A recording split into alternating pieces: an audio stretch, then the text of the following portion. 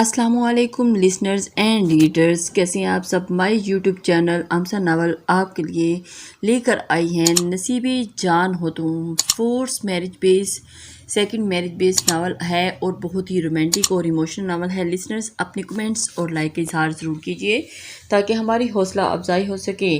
جی تو چلتے ہیں پارٹ نمبر 6 کی جانب۔ بھابھی، آپ اماں کو یہ خوشخبری سنائیے گا اور ان سے بولیے گا کہ میرے لیے ڈھیر ساری دعائیں کریں اور مجھے ان کی دعاؤں کی بے حد ضرورت ہے۔ ان کی خوبصورت سرمئی آنکھوں میں خوشی سے چند موتی جگمگانے لگے۔ ہانیہ نے پیار سے اس کے گال کو چھوا اور پھر الوداعی کلمات کہتے ہوئے واپس چلی گئی۔ چلو اپنا خیال رکھنا، خدا حافظ، ہانیہ نے مسکرا کر کہا تو درفشاں بھی مسکرا دی۔ گھر کی چوکھٹ کے سامنے وہ کھڑی عجیب سی خوشی میں مبتلا تھی، امید کے یوں پورا ہو جانے اور خوشی اور زندگی کی سب سے بڑی خوشی، اور اسے اپنی اسپندیات کی زندگی کو اچھے اور خوبصورت انداز میں گزارنے کی اسے کمزور وجود کو ایک عجیب سی طاقت سے نواز دیا تھا۔ اس خوشی کا تو احساس ہی اسے سب کچھ ٹھیک ہو جانے کی نوید سنا رہا تھا۔ وہ بے حد خوش تھی۔ یہ سب میری اولاد کی وجہ سے، میری وجہ سے ہوا ہے۔ میں نے اپنی احساس ندامت انہیں اندر تک گھائل کر گیا۔ انا کی وجہ سے اپنی ہی بیٹی کو اس دلدل میں دھکا دیا اور پسینے سے شرابور وجود اور چہرہ ندامت سے جھکا ہوا تھا۔ میں اپنی درفشاں کی خوشیوں کی قاتل ہوں۔ دل سے ایک آواز اٹھی تو دماغ کی شریانوں کو کئی حد تک مضطرب کر دی۔ اپنی بیٹی کی اصل گناہگار میں ہی ہوں۔ ٹوٹے پھوٹے الفاظ، شرمندگی اور ندامت سے چور لہجہ رانی بیگم نے ایک دم ہی اپنے سر کو دونوں ہاتھوں میں تھام لیا اور آنسوؤں سے بھیگا چہرہ زرد ہو گیا۔ کچھ ہی لمحوں میں ان کا بھاری کم وجود زمین بوس ہو گیا۔ ہانیہ خوشی خوشی دروازہ کھول کر اندر داخل ہوئی اور آنگن میں گپ اندھیرا چھایا ہوا تھا۔ پریشانی کی ایک لہر اس کے جسم میں سرایت کر گئی۔ اسے جلدی سے سوچ میں ڈوب کر ہاتھ اوپر رکھا اور ایک دم ہی صحن کی چکا چوند لائٹ آن ہوگی اور پھر جو منظر سامنے تھا، اس منظر نے تو اس کا دل دہلا دیا۔ ایک چیخ اس کے حلق سے نکلی اور فضاؤں میں گونج کے دم توڑ گئی۔ رانی بیگم جائے نماز پر اوندے منہ لیٹی ہوئی تھی اور ایک ہاتھ سینے پر اور دوسرا ہاتھ فرش پر تھا۔ ٹانگیں برف کی مانند ٹھنڈی پڑ چکی تھی اور بے ڈھنگے انداز میں پھیلی تھی۔ آنسوؤں کے چند قطرے ابھی بھی ان کے چہرے پر موجود تھے، جو اس کی بات کی گواہی دے رہے تھے کہ وہ کافی دیر تک روتی رہی۔ ہانیہ تیزی سے ان کے قریب آئی، رانی بیگم کو اپنے سر میں گود میں رکھتے ہوئے پریشان کن انداز میں بولی، اماں اٹھے، اب ٹھیک تو ہے نا، اٹھو۔ آپ کو؟ ہانیہ کو کچھ بھی سمجھ نہیں آ رہا تھا۔ وہ ان کی گالوں کو سہلاتے ہوئے انہیں ہوش میں لانے کی کوشش کر رہی تھی، مگر ہر کوشش بے سود ثابت ہو رہی تھی۔ پھر اس نے سیل فون اٹھایا اور جلدی سے نمبر ڈائل کرنے لگی۔ چند ہی سیکنڈز میں کال کنیکٹ ہو گئی۔ سلیمان، اس کا سہما انداز دوسری جانب سلیمان کو پریشان کر گیا۔ کیا ہوا ہانیہ؟ اس نے ایک ہی سانس میں سوال کر ڈالا۔ وہ اماں بے ہوش ہو گئی ہیں، وہ سرعت سے بولی۔ کیا؟ یہ کیسے ہوا؟ ابھی صبح تو اماں بالکل ٹھیک تھیں۔ وہ بنا کچھ سوچے سمجھے بولے جا رہا تھا، مجھے بھی کچھ سمجھ نہیں آ رہا، میں کیا کروں؟ جلدی سے باورچی خانے میں جاؤ اور ایک برتن میں پانی لا کر اماں پہ گراؤ، انہیں ہوش دلانے کی کوشش کرو، تیزی سے بولتے ہوئے اس نے کچھ ہدایات کی، جسے ہانیہ بغور سنا اور پھر فون بند کرتے ہوئے سائڈ پر رکھا اور جلدی سے باورچی خانے کی طرف دوڑی۔ بیزار وجود میں اکتاہٹ کی جگہ خوشی کی لہر سرایت کر گئی تھی اور وہ سب سے پہلے اسپند حیات کو یہ خوشخبری سنانا چاہتی تھی۔ وہ اسے کبھی امید تھی کہ اسپند اس وقت لازمی گھر پر موجود ہوگا، لہذا جب وہ گھر پہنچی تو اسپند حیات باورچی خانے کے دروازے پہ کھڑا تھا۔ پھر وہ پانی کا کانچ کا گلاس اپنے ہاتھ میں لیے صحن میں رکھی چارپائی کے قریب آیا۔ درفشاں خوشی سے قدم اٹھاتی، کہاں رہ گئی تھی تم؟ تلخ انداز میں وہ اس کے قریب ہوئی، غصے سے چیخا۔ اس کی فاؤل بادامی آنکھوں میں سرخ ڈورے جلملا رہے تھے۔ درفشاں اس کے انداز پر مسلسل مسکرا رہی تھی۔ اس سے پہلے وہ اس انداز پر ڈر جایا کرتی تھی، لیکن آج اسپند حیات کا یہ انداز اسے کسی بھی خوف سے مبتلا نہیں کر رہا تھا۔ دوپہر کو گئی تھی، اب شام کو واپس آ رہی ہو۔ ہاتھ میں پکڑا ہوا کانچ کا گلاس سے بھرا ہوا گلاس زور سے زمین پر پٹک دیا۔ درفشاں ایک دم اچھلتی ہوئی کرچیوں کے وار سے بال بال بچی۔ شیشے کی کئی کرچیاں اچھل کر زمین پر بکھر گئیں۔ درفشاں کا وجود وہیں ساکت ہو گیا۔ جس کام کے لیے تمہیں بھیجا تھا وہ کام ہوا ہے یا خالی ہاتھ آ گئی ہو؟ اسپند حیات کا انداز استفہامیہ تھا، جبکہ لہجہ کرخت۔ وہ درخت نظریں اس پر ڈالتا ہوا اس کے اندر پنپتی خوشی اور خوش فہمی کی دیوار کو ایک ضرب ملیا میٹ کر گیا۔ ارے اسپند، کیا ہو گیا؟ کیوں چلا رہا ہے شام کے وقت؟ اسپند کی ماں اپنا دوپٹہ صحیح کرتے ہوئے سرعت سے صحن میں آئی اور ہاتھ ہلاتے ہوئے بیزاری سے پوچھا، جبکہ وہ اسپند کی ماں کو پس پشت ڈال کر دوبارہ سے درفشاں پر برسنے لگا۔ اب کچھ بولو گی یا پھر لگاؤں ایک ہاتھ؟ उसकी फाउल बादामी आंखें गुस्से से सुर्ख हो रही थी। असपंद की मां ने आगे बढ़कर बेटे का हाथ थाम लिया, वरना अभी वो अपनी हाथ द्रप्शा के जर चेहरे पर जुल्म की एक और दास्तान रकम कर देता। वो बुत बनी हर जख्म खामोशी से सह लेती। द्रप्शा का कांच आंखों में झिलमिलाते मोती के उसके गालों पर बिखरते हुए फर्श पर बेमरवती से गिर गए। आज उसके हाथों ने उन आंसुओं को पूंछने की कोशिश न की। उसने एक नजर असपंद हयात की जानिब देखा और उसका चेहरा गुस्से से लाल हो गया था। वो कुछ भी बोले बिना वॉलेट खोलकर सारे नीले नोट चारपाई पर रखकर खामोशी से अंदर कमरे की जानिब चली गई। असपंद हयात के वजूद पर बेतहाशा अरमानों से सजी आंखों को अब हसरत से देखते हुए वो यहाँ से जा चुकी थी। असपंद और उसकी माँ इतने सारे नोट देखे तो दोनों एक दूसरे को देखते हुए मुस्कुराने लगे। असपंद ने जल्दी से सारे नोट पकड़कर गिनने शुरू कर दिए, जबकि असपंद हयात की माँ कदरे मोहब्बत से गोया हुई। असपंद, कुछ पैसे मुझे भी दे दे, मेरी सारी दवाइयाँ खत्म हो गई, इनमें से कुछ पैसे मुझे भी दे दे, मैं मेडिकल स्टोर से अपनी दवाइयाँ लेकर आऊंगी। उन्होंने एक हाथ आगे बढ़ाया तो असपंद हयात ने नागवारी की माँ को तरफ देखा, बेमरावती से बोला, अम्मा आपकी दवाइयों से ज्यादा पैसे मुझे जरूरत है। ये 30,000 आज बाजी लगाऊंगा और देखना 7,000 कमाऊंगा, फिर तुम्हारी दवाई भी आ जाएगी और उनकी जली कटी भी मना लूंगा। अपनी प्लानिंग में खुद ही वो माहिर था, किसी की राय लेना वो मुनासिब नहीं समझता था, लेकिन असपंद रहता था। असपंद की माँ ने कुछ बोलना चाहा, इससे पहले कि असपंद सरस से बोला, मैं अब चलता हूँ, रात को देर से आऊंगा, दरवाजा ठीक से बंद कर लेना। पैसे देखते ही असपंद हयात का गुस्सा जैसे उड़नचू हो गया। वो तेजी से बोलता हुआ घर से बाहर चला गया। असपंद की माँ, जबकि वो तो बेटे की ऐसी बातों की आदी हो चुकी थी। द्रप्शा पर कभी कभी असपंद हयात की माँ को बहुत तरस आता था, लेकिन वो फिर से अपनी रवायती सास बन जाती और सब चलता का नारा लगाते हुए द्रप्शा को यही नसीहत करती, इसलिए बाज़-औक़ात खुद आगे बढ़कर बेटे के जुल्म से बचा लेती। आज भी उन्होंने ऐसा ही किया। अब वो मज़े से बावर्ची खाने में घुसकर अपने लिए खाना गर्म कर रही थी, क्योंकि उन्हें अंदाज़ा था कि द्रप्शा अब 2 घंटे तक अपने कमरे से बाहर नहीं निकलेगी, लिहाजा वो क्यों किसी के लिए अपनी भूख को कुर्बान कर दें। बेहिसी और खुदगर्जी का होल अपने वजूद को दीमक की तरह चाट जाता है। बाहर से खूबसूरत नजर आने वाले ये वजूद अंदर से किस मुर्दार की मानित होते हैं। हम इन्हें लाख खुश रंग ताबूत में कैद करके रखें, उनसे उठने वाली बात इर्द गिर्द के माहौल को भी ताफन कर ज़दा करके छोड़ देती है। हकीकत छुप नहीं सकती, बनावट के असूलों से आज के खुशबू आ नहीं सकती। कभी कागज़ के फूलों से और परेशानी की कोई बात नहीं, बस स्ट्रेस की वजह से इनका बीपी हाई हो गया है और घबराहट की वजह से ये बेहद बेहोश हो गई थी। अब ये खतरे से बाहर है। मैंने कुछ मेडिसिन लिख दी हैं, जब इन्हें होश आए तो एक गोली खिला दीजिएगा, सुबह तक इनकी तबीयत काफ़ी बेहतर हो जाएगी। डॉक्टर उमर ने इनके चेकअप के बाद सारी सूरत हाल से आगाह किया तो हानिया ने भी एक सुख का सांस लिया। डॉक्टर साहब, अगर परेशानी की कोई बात है तो हम इन्हें अस्पताल ले जाते हैं, सुलेमान ने फिक्रमंदी से पूछा तो डॉक्टर इमरान धीमे से मुस्कुरा दिए, नहीं ऐसी कोई बात नहीं, बस कोशिश करें कि इन्हें स्ट्रेस और डिप्रेशन से दूर रखें। डॉक्टर उमर ने तसल्ली देते हुए कुछ हदायत की। जी ठीक है। सुलेमान इनकी बात पे असबात में सर हिलाते हुए बोले, मैं अब चलता हूँ, अगर कोई भी मसला हुआ तो लाजमी मुझे फ़ोन कर लीजिएगा। डॉक्टर इमरान ने स्कोपिया को पकड़कर सुलेमान को तसल्ली देते हुए बाहर जाने ही लगे थे कि जहान आलम फौरन से बोल पड़ा, चलिए डॉक्टर साहब, मैं आपको क्लिनिक तक छोड़ देता हूँ। जहान आलम ने सुलेमान के शाने पर हाथ रखते हुए इजाज़त तलब नज़रों से उसकी तरफ देखा। सुलेमान ने भी उसे जाने का इशारा किया, मगर डॉक्टर इमरान फौरन से बोले, नहीं इसकी ज़रूरत नहीं है, मेरा क्लिनिक यहीं करीब है, मैं खुद चला जाऊँगा, आप परेशान ना हों। डॉक्टर इमरान ने मुस्कुरा कर जहान आलम के हाथ से मिलाया और फिर वो जवाबन मुस्कुरा दिया। फिर वो डॉक्टर उमर को छोड़ने तक दरवाजे तक गया। रहीला चची और मारिया भी रानिया बेगम के करीब पलंग पर बैठ की। रानिया बेगम को इस हालत में देखकर हानिया बहुत घबरा गई थी। वो ये सोच कर हलकान हो गई हुए जुस रही थी कि ऐसे कुछ भी समझ नहीं आ रहा था, क्योंकि रानी बेगम की ये पहली बार हालत हुई थी।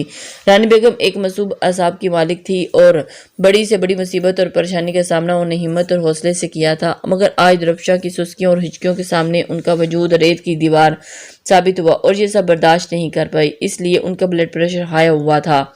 उनकी यह हालत हो गई थी। हानिया ने उन्हें जब होश दिलाने की हर मुमकिन कोशिश की तो उनके हवास बहाल नहीं हुए, तो फौरन रहीला चची के घर की, तो वो तो अच्छा हुआ जहान आलम उस वक्त घर पर मौजूद था। वो रानी बेगम की हालत का सुनकर फौरन क्लिनिक के पास डॉक्टर को अपने साथ ले आया। सुलेमान, जो किसी ज़रूरी काम से सिलसिले शहर से बाहर गया हुआ था, वो वापस ही आ रहा था। हानिया की कहा सुनकर वो भी अम्मा के लिए परेशान हो गया था, लिहाजा वो जल्दी से कार ड्राइवर करते हुए आनन फानन घर आ गया, मगर जहां आलम को घर में देखते ही उसे जहां आलम थैंक्स सुलेमान ने भी कदरे तसल्ली हुई। تشکرانہ نظروں سے اس کی جانب دیکھا اور پھر قدرے حلاوت سے بولا، تم اگر نہ ہوتے تو ہانیہ اکیلے یہ سب مینیج نہ کر پاتی۔ سلیمان نے جہاں عالم کا ہاتھ مضبوطی سے تھامتے ہوئے استفسار کیا۔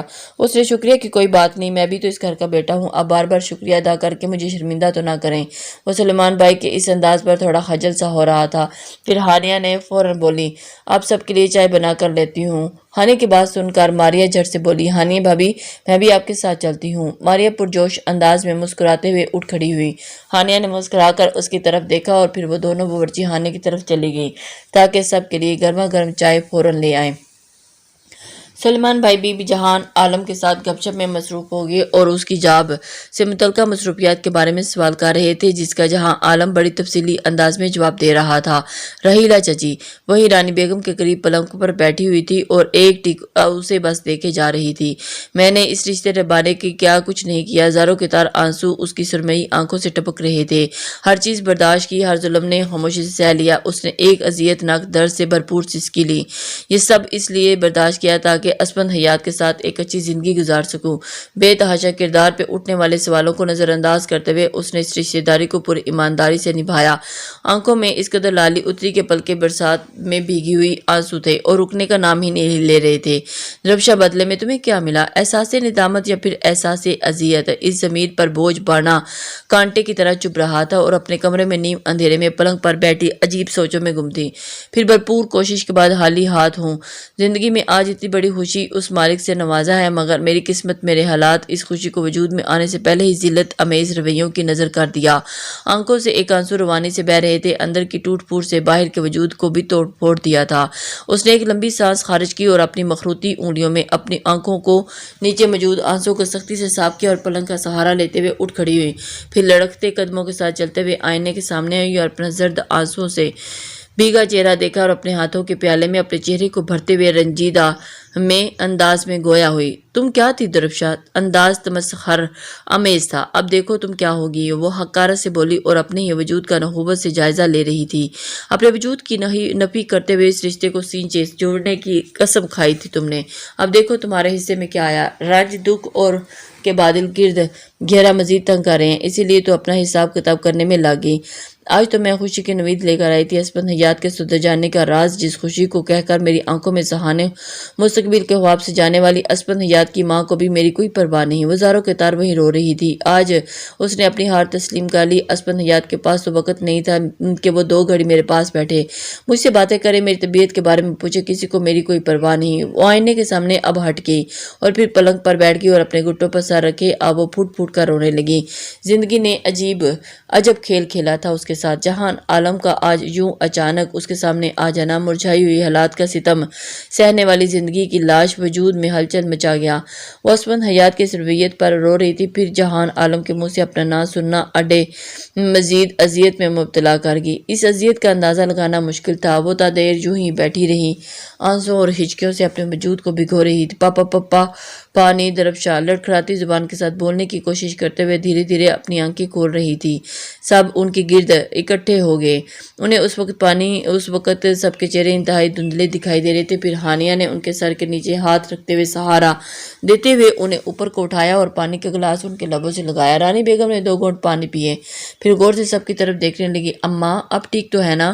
سلیمان نے فوراً آگے کی جانب جھکا اور فکر مندی سے پوچھنے لگا۔ شاید نیند کی دوا کا اثر کی وجہ سے ابھی تک باقاعدہ حواس بحال نہیں ہوئے۔ رانی بیگم نے بیٹے کے فکر مند چہرے کی طرف دیکھا۔ بھابی اگر آپ کی طبیعت ٹھیک نہیں ہوئی تو ہم ہسپتال لے چلتے ہیں۔ رحیلہ چچی فوراً رانی بیگم کا ہاتھ تھام لیا اور دھیرے سے ہاتھ کو سہلاتے ہوئے بولی، جبکہ رانی بیگم نے رحیلہ چچی کی جانب دیکھا، پھر پلکیں جھپکاتے ہوئے ایک لمبی سانس خارج کی اور آہستگی سے بولی، اب میں ٹھیک ہوں، آپ فکر مند نہ ہوں۔ مختصر سا جواب دیتے ہوئے انہوں نے ہانیہ کی کمر کے پیچھے تکیہ رکھنے کا اشارہ کیا اور اس اشارے کو بخوبی سمجھتے ہوئے ہانیہ نے فوراً سے تکیہ پیچھے رکھ دیا۔ رانی بیگم نے جب ٹیک لگا کر بیٹھ گئی تو انہوں نے کمر میں موجود سب لوگوں کو جانب بار بار دیکھا۔ سلیمان کے پیچھے اپنے وجود کو چھپاتے جہان عالم پر ان کی نگاہ ٹھہر سی گئی۔ اسے بخوبی اندازہ تھا کہ رانی بیگم کو اس کا وجود کس قدر کھلتا تھا۔ جہاں عالم جانتا تھا کہ وہ اس سے بے انتہا نفرت کرتی تھی۔ اس بات کا اظہار رانی بیگم کئی بار کر چکی تھی، لہٰذا وہ ان کی نظروں سے بچنے کے لیے آئے بنا باہر ہی جانے ہی لگا تھا کہ انہوں نے اس کا نام پکارا اور جہاں اس کے قدم فوراً رک گئے، وہیں کمرے میں موجود سب لوگ بھی چونک گئے۔ جہاں عالم میرے پاس۔ اپنی زبان کی لڑکھڑاہٹ پر قابو پاتے ہوئے محبت سے اپنے پاس بلا رہی تھی، اس نے رخ موڑ کر خیرت سے رانی بیگم کی طرف دیکھا۔ پھر سلیمان نے اس کا ہاتھ پکڑ کر اسے اپنی اماں کے قریب بالکل پلنگ پر بٹھا دیا۔ رانی بیگم اپنے دونوں ہاتھ اس کے سامنے جوڑے اور فوراً اپنے ہاتھوں میں تھام لیا، جبکہ رانی بیگم کی آنکھوں میں چاندنی اتر آئی۔ پھر ان بڑی آنکھوں میں اشکوں کی برسات ہونے لگی۔ مجھے معاف کر دو جہان عالم۔ انہوں نے رندے ہوئے لہجے کے ساتھ اسے معافی طلب نگاہوں سے دیکھا۔ میں نے ہمیشہ تمہارے ساتھ برا سلوک کیا ہے، اور دیکھو میری لگائی ہوئی اس نفرت کی آگ میں میری درفشاں جل کر راکھ ہو رہی ہے۔ انہوں نے دل ہی دل میں خود سے اعتراف کیا۔ جہاں عالم تعجب سے ان کی جانب دیکھنے لگا۔ اسے کچھ سمجھ نہیں آ رہا تھا۔ مجھے معاف کر دو، میں تم سے سب کی گناہ گار ہوں۔ وہ بھرائے لہجے میں ندامت سے پلکیں جھکائے ہاتھ جوڑے معافی مانگ رہی تھی۔ رحیلہ چچی نے فوراً سے ان کے آنسو پونچھے اور ان کے کندھوں پر ہاتھ رکھا۔ ہانیہ اور سلیمان ابھی تک حیرت میں مبتلا۔ پھر جہاں عالم دھیمے انداز میں بولا، تائی امی، جو ہونا تھا ہو گیا۔ اس بارے میں مزید سوچ کر خود کو ہلکا نہ کریں، ورنہ آپ کی طبیعت خراب ہو جائے گی۔ مجھے اس حوصلے سے بول رہا تھا، یہ صرف وہی جانتا تھا جس انسان کی وجہ سے آپ کی زندگی کی سب سے بڑی خوشی چھین جائے، اسے یوں آسانی سے معاف کر دینا بڑے ہی ضرب کی بات ہوتی ہے۔ اور یہ ضرب جہاں عالم اور اس کی ماں کو وراثت میں ملا تھا۔ پھر اس نے ان بڑی آنکھوں میں چلکتے موتیوں کو اپنی انگلیوں کی پور سے جذب کیا۔ رحیلہ، مجھے معاف کر دو۔ رانی بیگم ندامت بھرے لہجے کے ساتھ رحیلہ چچی سے معافی مانگنے لگی اور معذرت کے لیے مزید کچھ بولنا چاہ رہی تھی، مگر رحیلہ چچی نے ان سے بات فوراً کاٹ دی اور بولنے لگی، بھابھی، یہ سب پرانی باتیں ہیں، ان کو بھول جائیں۔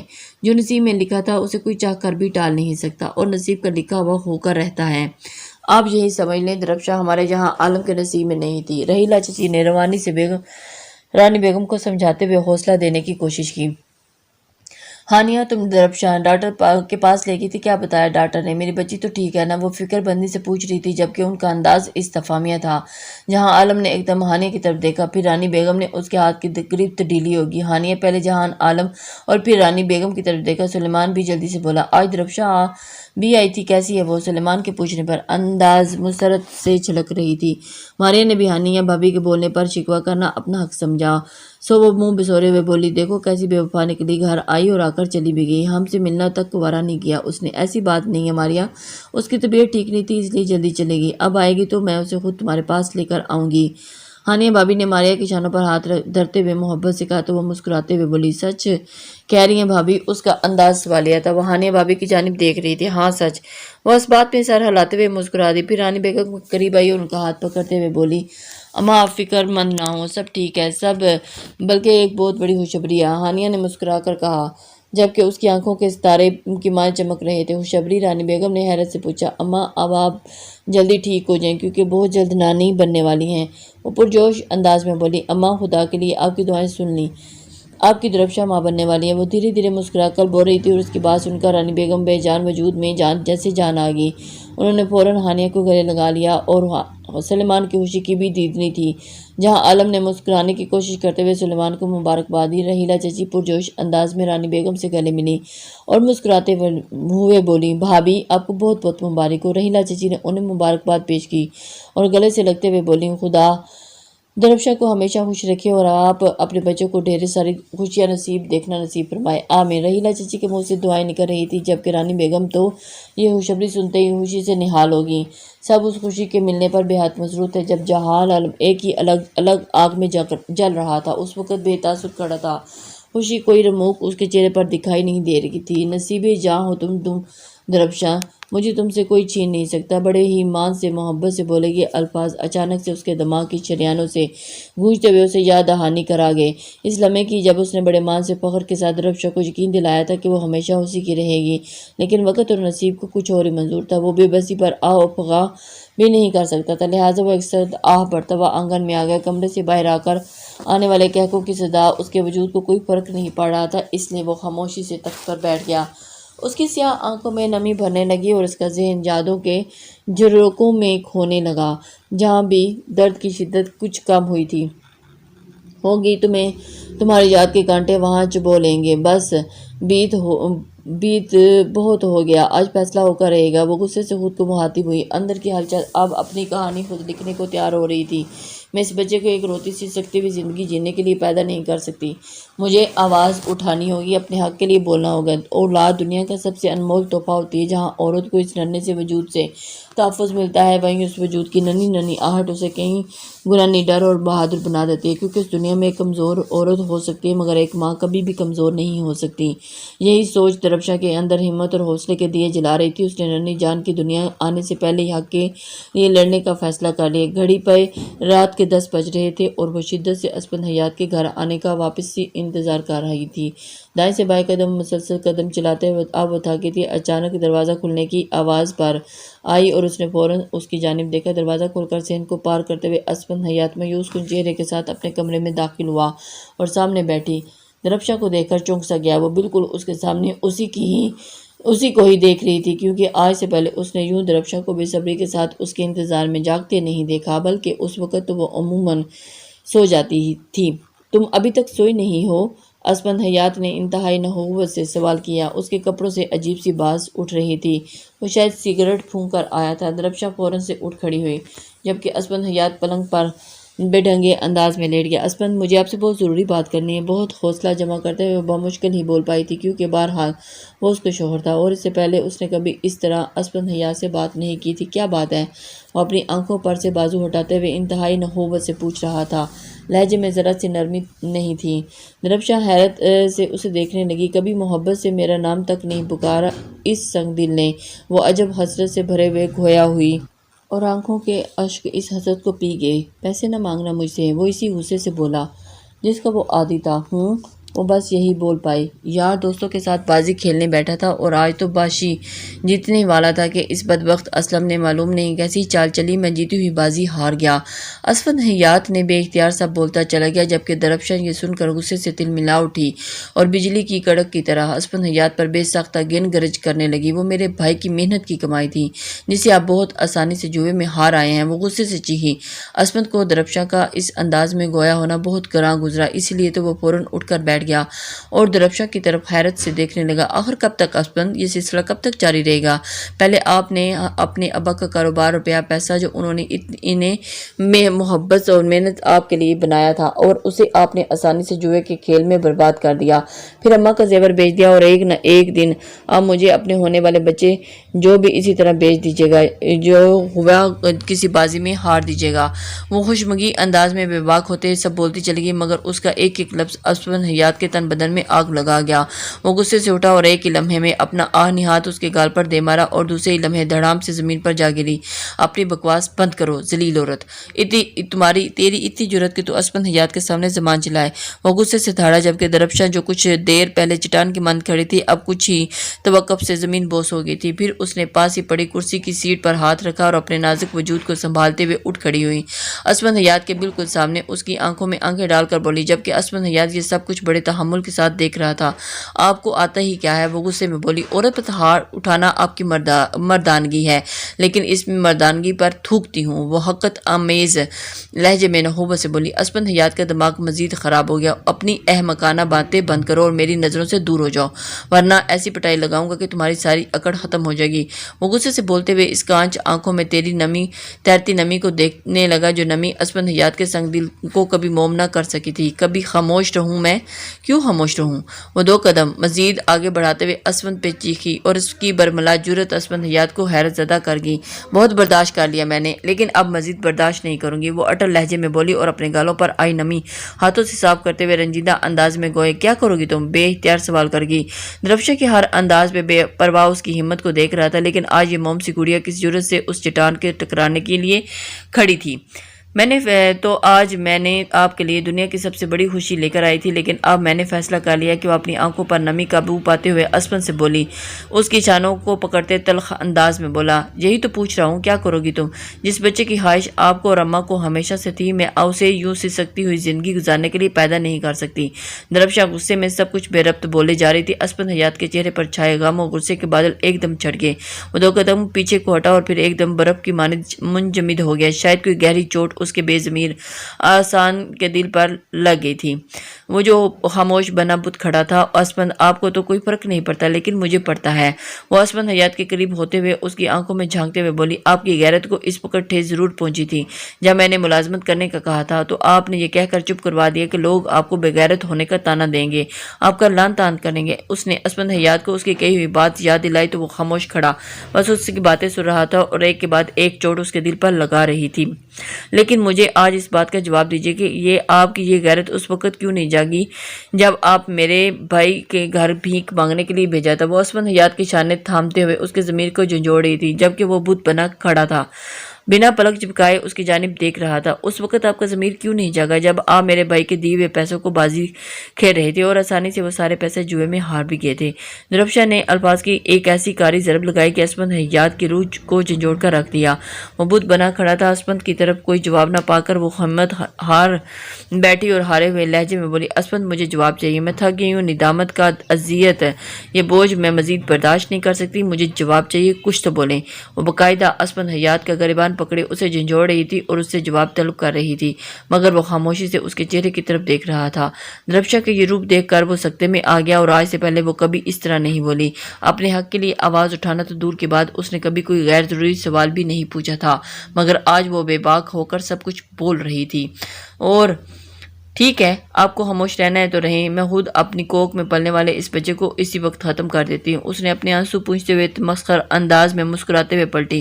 میں باپ بننے والا ہوں۔ اس بت کی زبان میں چند الفاظ نکلے اور اس سے پہلے کہ درفشا باہر جانے کے لیے قدم بڑھاتی، اس کے تلخ لب و لہجے اٹل فیصلے نے اسپند حیات کے سوئے ہوئے ضمیر کو بیدار کر دیا اور اس نے فوراً درفشا کی کلائی تھام لی اور اسے اپنی طرف کھینچا، اسے یہ انتہائی قدم اٹھانے سے روک دیا۔ درفشا نے چونک کر اس کی جانب دیکھا جس کے چہرے پر ندامت کے بادل گہرے ہو گئے تھے۔ پھر وہ ہمت کرتے ہوئے بولا، درفشا مجھے معاف کر دو، میں تمہیں بہت دکھ دی ہے۔ وہ اعتراف جرم کر رہا تھا، میں اس قابل تو نہیں، لیکن مجھے معاف کیا جائے۔ مگر آج میں تم سے وعدہ کرتا ہوں تمہیں زندگی کی ہر خوشی دوں گی، سارے برے کام چھوڑ کر تمہارے لیے اور اپنے ہونے والے بچے کے لیے، مستقبل کے لیے جی جان سے محنت کروں گا۔ وہ لہجے کی مضبوط ڈور سے الفاظ کے تانے بانے بنتا اسے یقین دلا رہا تھا۔ درفشا خاموشی سے اسے دیکھ رہی تھی، بے حسی سے احساس کا شعور اجاگر کرتے ہوئے وجود نے ایک لمحے سے اذیت کی اتھاہ گہرائیوں سے نکال کر پرسکون کر دیا۔ آج اسپند حیات کی قربت میں اس کا دم گھٹ نہیں رہا تھا، وہ بلکہ وہ خود کو محفوظ اور پرسکون تصور کر رہی تھی۔ درفشا، میں یہ نہیں کہتا کہ میں تمہیں زندگی کی ساری آسائشیں فراہم کروں گا، لیکن اس بات کا یقین ضرور دلاتا ہوں کہ آج کے بعد کبھی میرے ساتھ تمہارے لیے شرمندگی کا باعث نہیں بنے گا۔ میں کبھی تمہاری آنکھوں میں آنسو نہیں آنے دوں گا، مجھے معاف کر دو۔ اسپند حیات کے لہجے میں ندامت تھی، وہ شرمندہ تھا۔ درفشا کے ساتھ اس نے جو بھی زیادتیاں کی تھی، اپنے کرخت لہجے رویے سے اسے جو بھی تکلیفیں